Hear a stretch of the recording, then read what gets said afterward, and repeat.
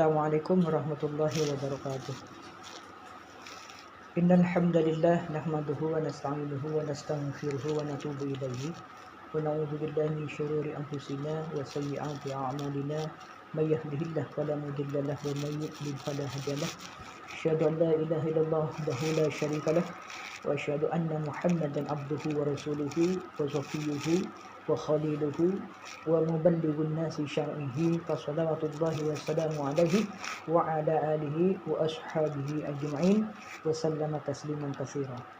Subhanaka la ilma lana illa ma 'allamtana innaka antal alimul hakim. Rabbi shrah li sadri wa yassir li amri wahlul 'uqdatam min lisani yafqahu qawli. Amma ba'du. Yang saya cintai dan banggakan semua siswa-siswi kelas 7 SMP Darul Jannah, tiada yang patut kita ucapkan di pagi hari ini selain rasa syukur kehadirat Allah Subhanahu wa taala atas nikmat, karunia serta hidayahnya yang telah dilimpahkan kepada kita semua sehingga kita bisa bertemu kembali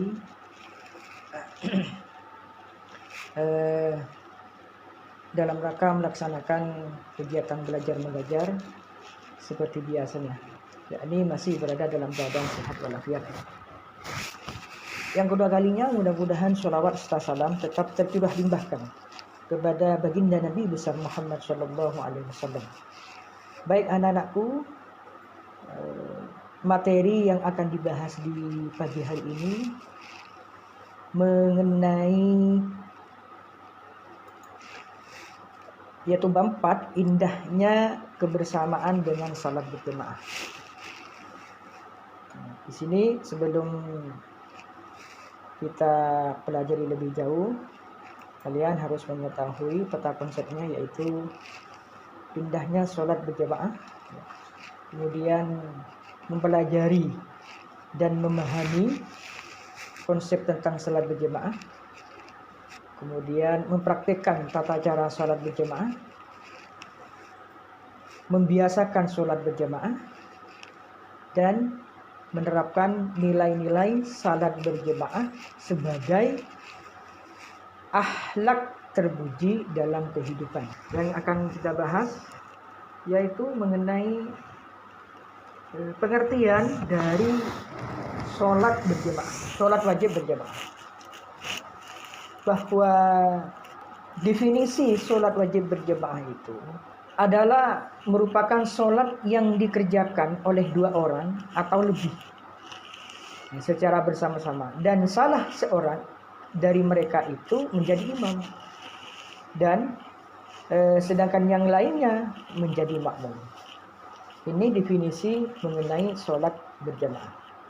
Sedangkan hukum sholat wajib berjamaah adalah sunnah muakkad, sunnah yang sangat dianjurkan. Sunnah muakkad itu adalah sunnah yang sangat dianjurkan oleh agama.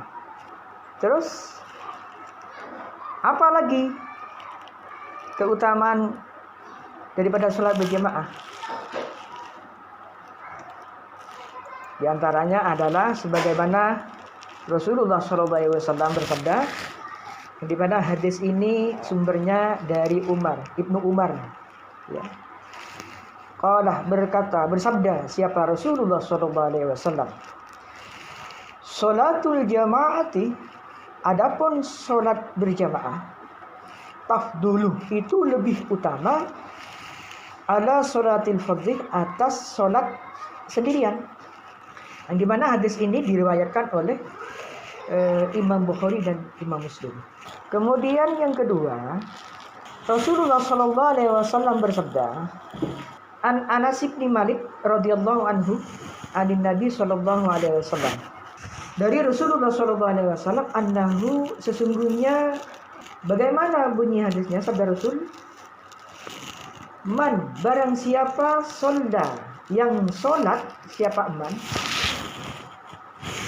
yang dimana sholatnya orang itu fi masjidin, di masjid, jamaatan dengan sholat berjamaah, arba'ina lailatan, sebanyak 40 malam, la tafutuhu rakaatan, dan tidak tertinggal ya dalam rakaatnya itu, di rakaat pertama maksudnya, min sholatil isya, dari sholat isya, kataballahu, maka Allah mencatat kepada eman, lahu kepada eman, kepada seseorang maksudnya, biha dengan sholat berjamaah, itqon minan nar, yaitu terbebas dari api neraka. Ini salah satunya. Anak-anakku, untuk selanjutnya yang perlu kalian ketahui, bagaimana sholat berjamaah itu sah ya. Karena yang menentukan sah tidak sahnya sholat itu adalah orang yang bersangkutan. Kalau persoalan diterima tidak terimanya itu adalah urusan Allah. Nah, kita yang penting menentukan sah tidaknya sholat kita. Oleh karena itu, maka kalian harus tahu syarat sahnya sholat berjamaah. Apakah sudah tahu syarat sahnya sholat berjamaah? Oke, baik. Syarat sah sholat berjamaah yang pertama itu harus ada imam. Jadi tidak ada kalau berjamaah itu tidak ada imam, ya, harus ada imam. Kemudian yang nomor 2 adalah makmum berniat mengikuti imam. Yang nomor 2. Yang nomor 3, dikerjakan dalam satu majelis. Yang keempat, sholat makmum sesuai dengan sholat imam. Kemudian setelah syarat sah sholat berjamaah apa lagi? Akan berpindah syarat menjadi imam. Nah, ini penting. Adapun syarat menjadi imam, yang pertama itu adalah mengetahui syarat dan rukun sholat. Yang kedua, fasih dalam membaca ayat Al-Quran. Kemudian yang ketiga adalah paling luas wawasan agamanya. Jadi yang paling lebih mengerti, yang paham istilahnya. Kemudian yang 4 adalah berakal sehat. Kemudian balai itu ukurannya adalah bisa membedakan, adalah orang yang bisa membedakan antara kebaikan dan keburukan. Kemudian berdiri pada posisi paling depan dan seorang laki-laki. Kemudian yang terakhir, tidak sedang bermakmum kepada orang lain. Misalkan kalian makmum kepada seseorang yang ada di langgar atau di masjid, kalian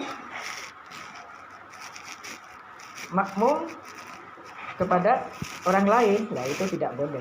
Kemudian setelah syarat menjadi imam, yang kalian harus ketahui juga yaitu mengenai sholat menjadi makmum. Seperti apa sih? Apa saja sih syarat menjadi makmum itu? Yang pertama adalah makmum berniat mengikuti imam. Yang kedua, mengetahui gerakan salatnya imam. Yang ketiga, berada dalam satu tempat dengan imam. Nah, ini berada dalam satu tempat dengan. Kemudian syarat selanjutnya, syarat makmum selanjutnya adalah posisi di belakang imam.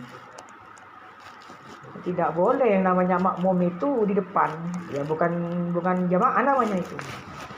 Yang namanya berjamaah itu makmum harus di belakangnya imam. Kemudian yang terakhir,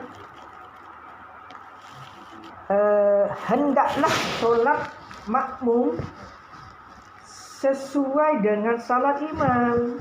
Ya, misalkan sholat imam sholat isya, ya. Makmum sholat maghrib atau yang lainnya subuh bahkan. Nah, itu tidak boleh.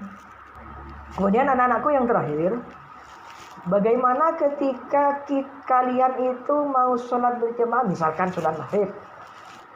Lalu bagaimana Pak kalau makmum itu tidak nutut bacaan surat Al-Fatihahnya imam? Tidak apa-apa. Nanti ketika imam itu ruku, kalian harus ruku juga.